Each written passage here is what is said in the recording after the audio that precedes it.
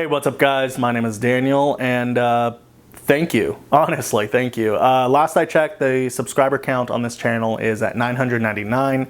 So, you know, if it's not already yet, maybe you'll be that 1,000th subscriber, but we're right there. And it's been a journey. It's been ups and downs. I went silent for quite a little bit. The least I could say is we've built quite the little community. I know a lot of you have reached out to me, you know, on social media, Twitter, added me on as a friend on Xbox or PlayStation, or even Switch. So, you know, it's been a blast, and I thank you so much for that. If you haven't already, you know, please subscribe. And if you are a subscriber, click that like button. It really helps out more than you will ever know. Another thing I do want to do is a quick shout out. My friend Antonio just started up a YouTube channel a little bit ago. He's mostly streaming right now Resident Evil 4 Remake, but he did upload a few unboxing videos recently. The last one was the Zelda Tears of the Kingdom Switch, so if that's something you're interested in, I'll put the link in the description below. Now, today I want to talk about kind of the doom and gloom that seems to be hovering over Xbox. I know that there's a lot of controversy right now with Redfall being a complete disaster. I personally haven't played it yet.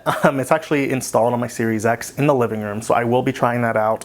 If you're interested, I might stream that to Twitch. If that's something you're interested in, let me know in the comments below. But yeah, at the moment, I've just kind of been, you know, I guess living vicariously through other reviews and comments that I've seen of the game. I mean, it's a disaster, honestly, like just from what I've heard, right? But with that said, I mean, it's one of those things where this is kind of a trend, it seems, for Xbox, right? I mean, Halo Infinite launched, and that was supposed to be, right, like imagine Nintendo messing up Tears of the Kingdom. Who knows? Maybe this video will age poorly because maybe that game might be a disaster. We don't know that yet. Well, I guess we do know because the game leaked everywhere, but you know, tomato, tomato. The point is, right, Halo Infinite, this is like the staple of Xbox. A good game. I mean, I played the campaign a little bit. The multiplayer is fun. The gameplay is fun. But when it comes to just the you know, what's in it, the meat and potatoes of the game, there's not enough content there, you know? It's really sad. The only game I think is a system seller, if you want to consider that, is Forza Horizon 5. I think that game is phenomenal. I've been loving the updates. They did that thing with Donut Media a while back. If you're into cars, you know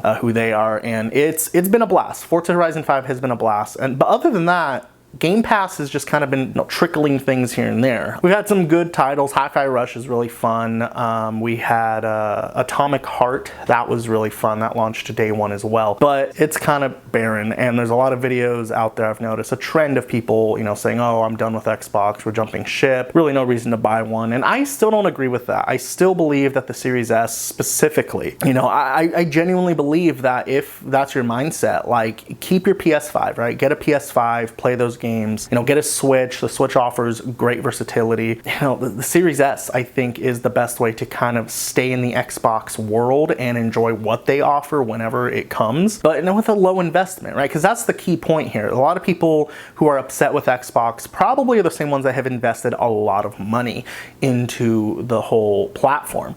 So when it comes to, you know, Xbox Series X being $500, and then you subscribe to Game Pass for, you know, even if you just do the $15 for the first month, you might feel a little disappointed if you're not buying games on top of that. And Phil Spencer recently did an interview about Redfall, and you know, asked a bunch of questions, answered a bunch of questions, and you know, one of the things he said, I'm paraphrasing here, I don't want to go look up the quote, forgive me, but basically, like, he understands that one, they let the fans down, and two, you know, people say, oh, just release good games. Like, if you just release good games, people will buy Xbox. And something that he said kind of struck me for a second, because he said it's not that simple, right? Basically, he's saying that we can't just release good games and expect to sell consoles and units and you know, push software, and that's not how this works anymore, because the PS4, Xbox One generation, right, the last generation of gaming consoles, was vital to the future of all these companies, except for Nintendo. Nintendo just does their own thing, so you know, that's that. But for PlayStation and Xbox, right, people last generation started building those digital libraries. My friend Antonio, right, he specifically is still on PlayStation and will probably not switch over, for, you know, so to speak, because like 99% of his games are all digital on his account. So it just doesn't make sense unless you're gonna say, you know, cut that off, keep your old console. But some people just don't have the money for that, or the time, or the you know, don't really care enough. It's one of those things where you've established your roots in this platform, and you just gotta go from there, right? You just gotta keep going. going, pushing through, even if you don't really like what the platform's doing, you know.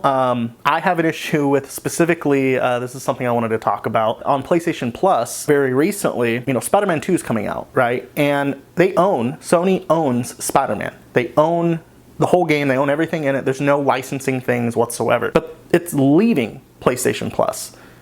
All the while, right, if you were subscribed to PS Plus Extra and you were thinking, oh yeah, Spider-Man, I never got to play that. It's a big game for Sony.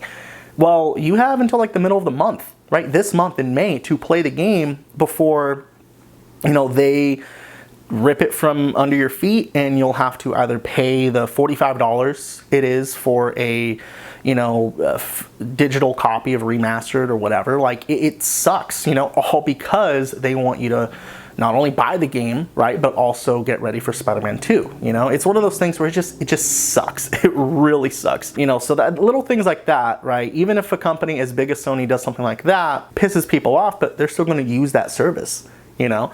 But back on the Xbox side of things, it's rough. It is rough, and I don't blame anyone for feeling like they have been let down. I mean, there's moments where I feel like I'm not really using my Xbox. I'm not gonna lie, my Series X does kind of collect more dust compared to everything else. But my Series S is a different story, because my Series S sits at my desk right behind you, technically, where you're viewing me from.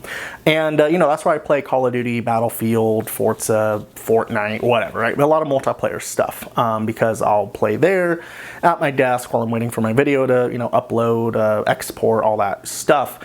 So, you know, it's just one of those things where unless you have a specific use case for these systems, or know that there's a spot for it in your life, it's one of those things where it's like, it is hard to justify buying a system that, first off, you know, doesn't probably have any of the games you really want. You know, yeah, you'll be able to play all your third-party stuff on it, but if you're slightly interested in something like Spider-Man 2, or obviously interested in something like Final Fantasy 16, well, you know, if you're, maybe Wolverine is your thing, and you know that's coming out in you know, a year or two, couple years, I don't know.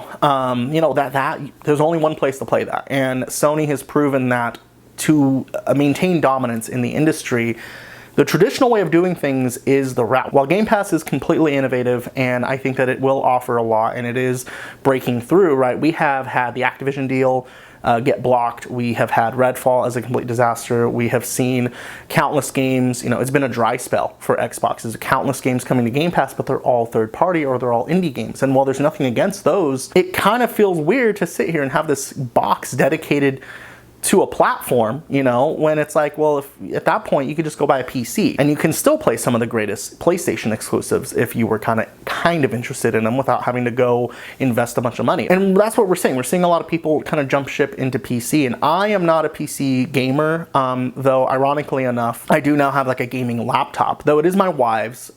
She hasn't really been using it much, so, you know, but it's in the house. So if it's one of those things where, you know, eventually, if this trend continues, maybe we'll just consider PC Game Pass and just use the laptop as our go-to for that. If I want to play something from Xbox specifically, while she gets to play all her games that she, you know, would normally play, and then I don't need either Xbox. At that point, I can just buy an extra PS5 to play Call of Duty or whatever, right? I don't know. It's one of those things where it sucks, and it really is disappointing to see a lot of people just jump ship right now. I think that at least wait, right? We have a Xbox Direct, right, coming up next month, in about a month, and I think there's going to be some great games. I think that there's been, you know, word that there's some games that haven't been announced, that games that we just weren't on our radar. And I do believe that Redfall was kind of that last game. Phil Spencer mentioned this as well. Redfall being that last game that they, you know, it was really late in development when they acquired Bethesda and, you know, started to get their hands on it. So it was kind of one of those things where I feel like Phil Spencer and everyone higher up, everyone at the team, they kind of just made that decision to say, you know what,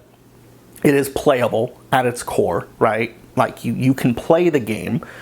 We can patch it later, and with the majority of the sales of the game, you know, coming from Game Pass, it's one of those things where it's like every game is kind of a live service game at this point. You know, that's the downfall and benefit to Game Pass, is when you have a low margin of entry, when you have no reason to feel like, oh, I've been outed $70, right? If you're buying the game, different story, but majority of Redfall players, I guarantee, are coming from Game Pass. So it's one of those things where it's like, you download it, and it's not what you expected. It's a little sad. And then what you'll do is you'll, you know, see advertisement for it 2 months from now when they're like, oh, 60 FPS update or whatever.